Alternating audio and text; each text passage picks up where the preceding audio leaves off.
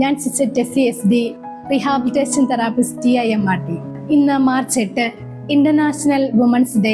ലോകമെമ്പാടുമുള്ള സ്ത്രീകളുടെ ശക്തിയും കഴിവും സമർപ്പണവും ആദരിക്കുന്ന ദിനമാണിന്ന്.